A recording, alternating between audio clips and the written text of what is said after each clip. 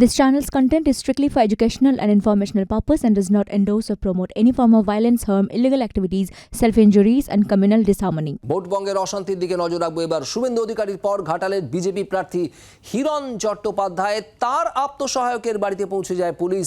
মোট 3 জায়গায় পুলিশি হানা। গতকাল গভীর রাতে বিজেপি প্রার্থীর আত্মসহায়কের বাড়ি সহ মোট 3 জায়গা এবং এই বিভিন্ন জায়গাগুলোতে পুলিশের তল্লাশি চলে। কেন গভীর রাতে আচমকা পুলিশের এই অভিযান? ঘটনাস্থলে অর্থাৎ আত্মসহায়ক তমগ্ন দে তার বাড়িতে চলে আসেন হিরণ নিজে। তিনি পুলিশের সঙ্গে কথা বলার চেষ্টা করেন এবং সেখানে একটা বাদানুবাদ পর্যন্ত হয় এবং বিজেপি প্রার্থী হিরণ চট্টোপাধ্যায়ের অভিযোগ যে পুলিশ অন্যায়ভাবে এভাবে তল্লাশি চালাচ্ছে এবং কোনো রকম অভিযোগ ছাড়াই এই তল্লাশি, এমনটাই বক্তব্য হিরণের। নির্দোষ আপনারা দেখতে পাচ্ছেন যে ঘাটাল থানার পুলিশ রাত 3টের সময় আমার সেক্রেটারি তমগ্ন দের বাড়িতে এসছে। এটা দেখুন পুলিশের গাড়ি দাঁড়িয়ে আছে, ঘাটাল থানার ওসি গাড়ির মধ্যে বসে আছেন। রাত 3টে থেকে চলছে। ওনারা নাকি এখানে পাকিস্তানের টেরোরিস্ট ধরতে এসছেন, এমন মনে হচ্ছে। দেখুন কত গাড়ি। পুলিশও ক্লান্ত হয়ে ঘুমিয়ে পড়েছে, শুয়ে পড়েছে। দেখুন ক্লান্ত হয়ে শুয়ে পড়েছে, আর পারছে না। সব নিষ্পাপ নির্দোষ মানুষগুলোকে এইভাবে আক্রমণ করতে এসছে। আর ঘাটালের অভিনেতা সাংসদ তার পিএ সোনাচুরির কেস গুজরাটে, পুলিশ তাকে অ্যারেস্ট করতে যায়নি। আশা কর্মীকে চাকরি দেওয়ার নাম করে টাকা তুলেছিল, তাকে অ্যারেস্ট করতে যায়নি, পুলিশ তাকে অ্যারেস্ট করতে যায়নি। পিএ রামপদ মান্না, সে 1,80,000 টাকা নিয়েছিল, সে টাকা গিয়ে ফেরত দিয়ে দিয়েছে। তার নামে এফআইআর পর্যন্ত নেয়নি পুলিশ। রামপদ মান্নার নামে পুলিশ এফআইআরও নেয়নি, কিন্তু পুলিশে 6 লাখ এখানে আমার সেক্রেটারিকে না কি জানি কী কেস সেটা এখনও বলছে না। আরে আরে কী কেস সে তো বলুন। বলছে আপনাকে কেন বলবো, তার মা অসুস্থ, হার্টের পেশেন্ট, মা কান্নাকাটি করছে।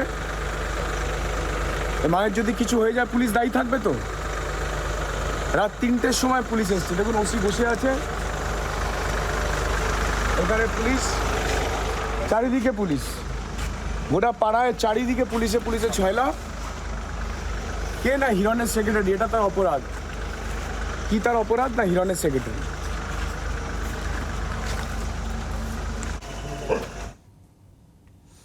যে ছবি আপনারা দেখছিলেন খড়গপুরের তালবাগিচা, এখানে আত্মসহায়ক হিরণের আত্মসহায়ক তমগ্নদের বাড়ি, সেখানে একেবারে গভীর রাতে পুলিশ পৌঁছায়, বাড়ির সদস্যদের ডেকে তোলে, তারা আতঙ্কিত হয়ে পড়েন। তমগ্নদের মা কি জানাচ্ছেন সেই অভিজ্ঞতার কথা শুনুন। এসে ডাকছে তমগ্নবাবু পুলিশ কতগুলো, আমি তো জানি না কে ডাকছে। হঠাৎ দরজা খুলেছি, দেখি কতগুলো পুলিশ এসে দাঁড়িয়েছে।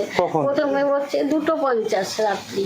আমি তো একা, আমি দরজা খুলবো না। এবার দরজায় লাথি মারছে, এই মারছে। দরজায় লাথি মেরেছে পুলিশরা, দরজা খুলছি না বলে। আর এই পুলিশি অভিযান নিয়ে তৃণমূল কংগ্রেস কি বলছে? পশ্চিম মেদিনীপুরে তৃণমূলের জেলা কোঅর্ডিনেটর অজিত মাইতির সঙ্গে কথা বলেছিলাম, তার বক্তব্য শোনাবো। হিরণের আত্মসহায়কের কোনো প্রবলেম থাকলে হয়তো পুলিশ তল্লাশি করেছে। আমি হিরণদের মুখে, বিজেপির নেতাদের মুখে এটা শোভা পায় না, কারণ প্রতিনিয়ত যখন তৃণমূল নেতাদের বাড়ি ইডি, সিবিআই, পুলিশ, এনআইএ তছনছ করে দিচ্ছে সারা বাংলায়, তখন কোথায় কে হিরণের বাড়ির আত্মসহায়কের সঙ্গে পুলিশ দিয়ে তল্লাশি করলো, এটা খুব একটা ম্যাটার করে না। আয়নাতে নিজের মুখ দেখলে ওরা ঠিক বুঝতে পেরে যাবে এই জিনিস ওরা চালু করেছে। আর বরং বাংলার পুলিশ অনেক জাস্টিস দেওয়ার চেষ্টা করে।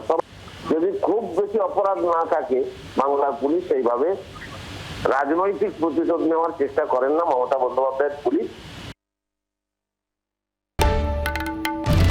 বাংলার আওয়াজ, বাঙালির আবেগ, জি 24 ঘন্টা।